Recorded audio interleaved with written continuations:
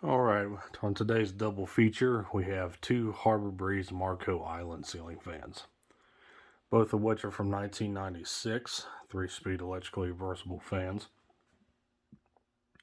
Fan in the background there is polished brass finish with a set of medium oak cane insert blades that are pointed tip. This fan here is in white finish, paired with a set of white cane insert blades. Both blade finishes here are reversible to plain white on the white model and plain medium oak on the polished brass model. Yeah, the Marco Island was definitely the last offering of the Emperor style ceiling fan, which were mainly popular in the 80s. I mean, in the 90s here, this is when they were starting to fizzle out in terms of popularity. So Hampton Bay made the Genoa, and that was basically this fan's main competition. And I believe those were discontinued before these were in the late 90s. These fans here are manufactured by, I'm not sure if Litex actually made fans, but it's the same OEM that Litex uses. Motors inside of these are pretty tiny, 153 by 8 or maybe even 10 at the most. Blade pitch on the fans are around 11, 12 degrees, and these blades are very skinny. These are 42-inch width blades at best. Pretty interesting seeing a white model Emperor. I believe this was actually the only white finish Emperor you can get.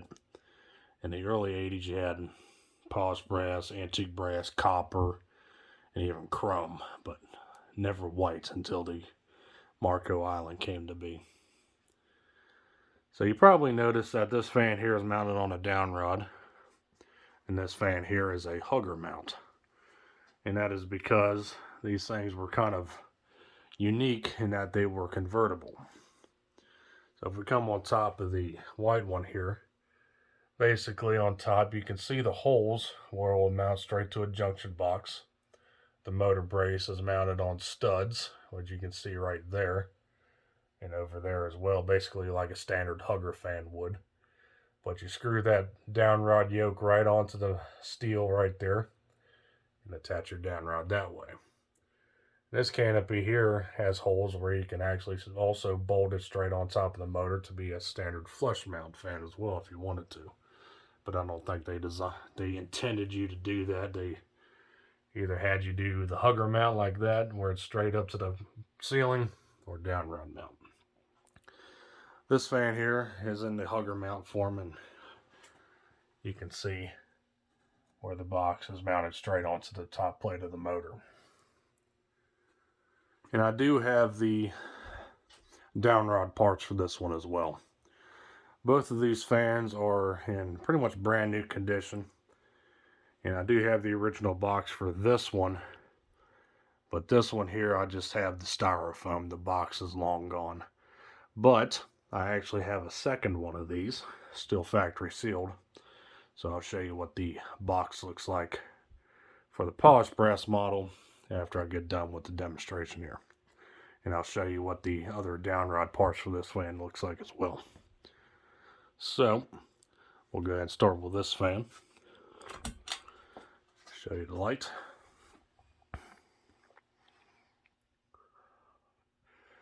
Pretty low profile schoolhouse globe there. And we'll start the fan on low.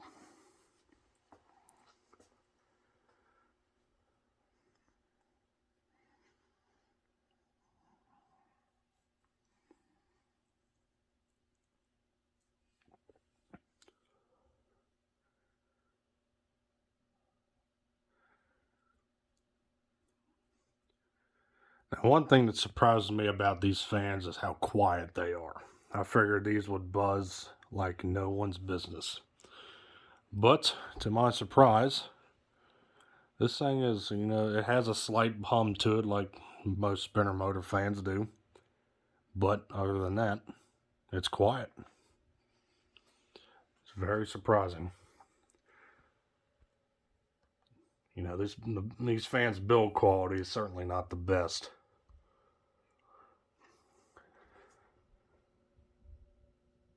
But it's got a slight bearing noise from not being used for 25 plus years, but other than that,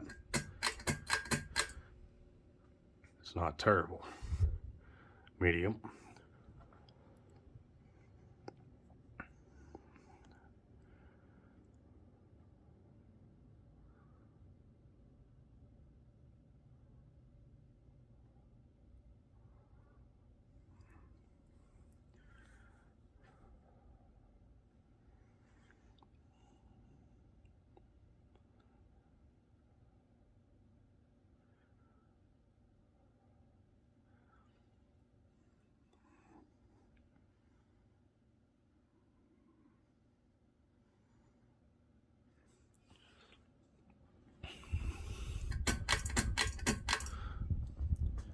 And high.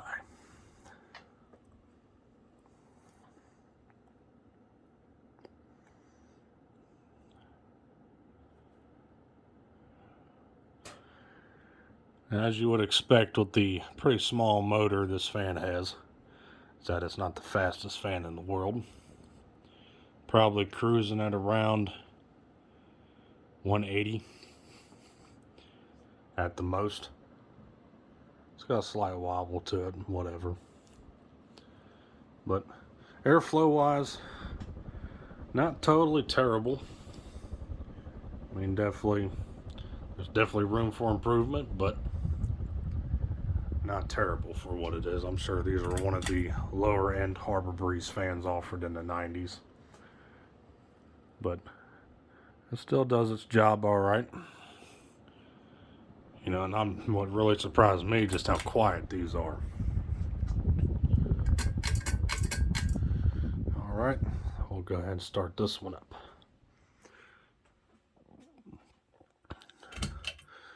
Show you the light.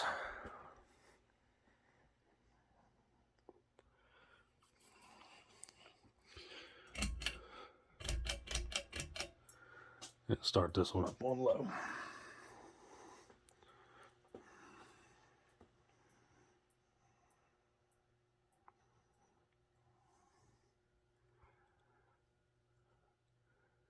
Now this one's a bit more noisier because of it being directly installed on the junction box.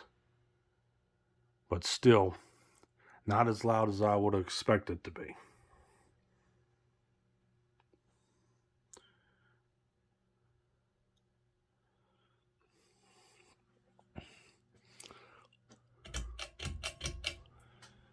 Medium.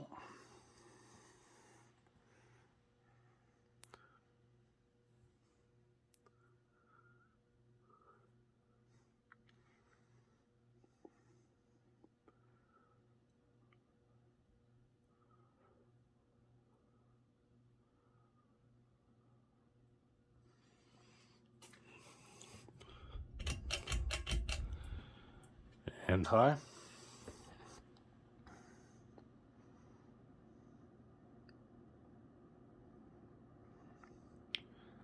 Of course, performance is the exact same. 180 RPM high speed. Of course, this one here is going to move a little bit less air, but not much of a difference because of being closer to the ceiling. But one thing they did counter for was that they do have hugger style blade irons where they droop down more than a traditional downrod mount fan. So that helps things out a little bit. There's the lights.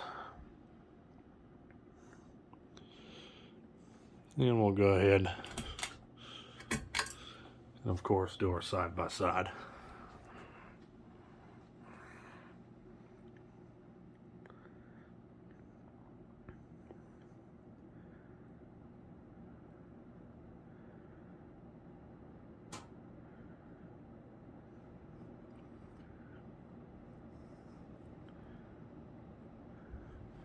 Pretty cool.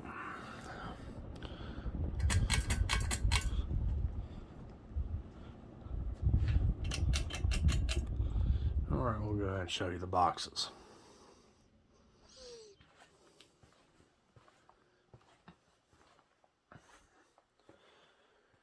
And here's both of our boxes. Start with the white one here.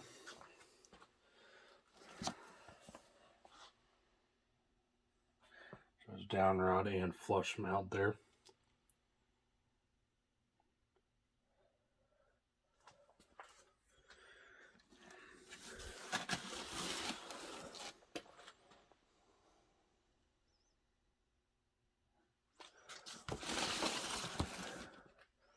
This side's a little bit more damaged.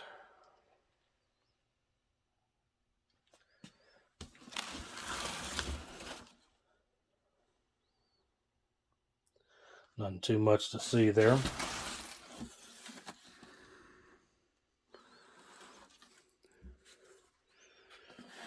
Here's the instruction booklet.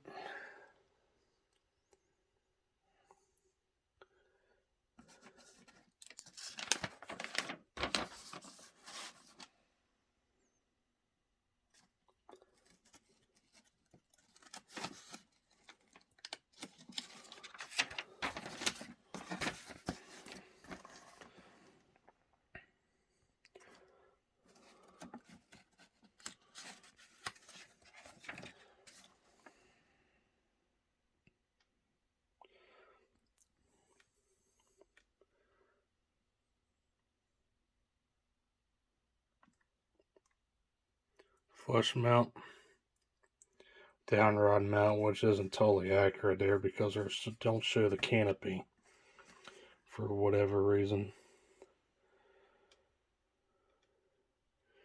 But there's a bit better of a, there's the view of it where the canopy goes on. I guess they just show you where the bolt the yoke and the mounting bracket to things. And then that shows you hanging the fan and such.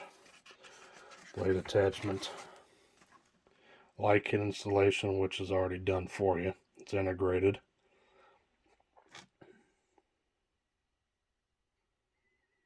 They don't have any extra switch housing caps or anything in the box too, so you can put your own light on it.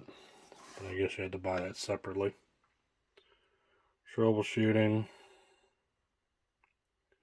and an exploded view.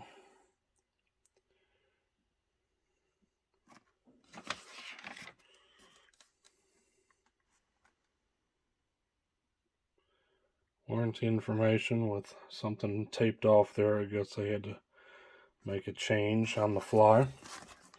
So yeah, pretty straightforward instructions. Like I said, I have two of these. This one here is another one sealed in the box. You can see still got the factory seal on it. Low stored tag. On top here is all the downrod parts of the fan that's installed. Of course, you got your mounting bracket with an odd faint job finish. Your downrod plastic hanger ball. Your canopy, which on this one don't have any holes so you can flush mount it. Just a straight canopy where the screws are on the side. And this is, of course, your downrod yoke where it bolts right onto the top of the motor housing and all your hardwire there. Like I said, I have two of these. Here's the packaging for the one that's installed, but I don't have another box for it. So yeah, pretty cool fans. The only thing that will make them better if they were built better, but other than that, they're pretty decent.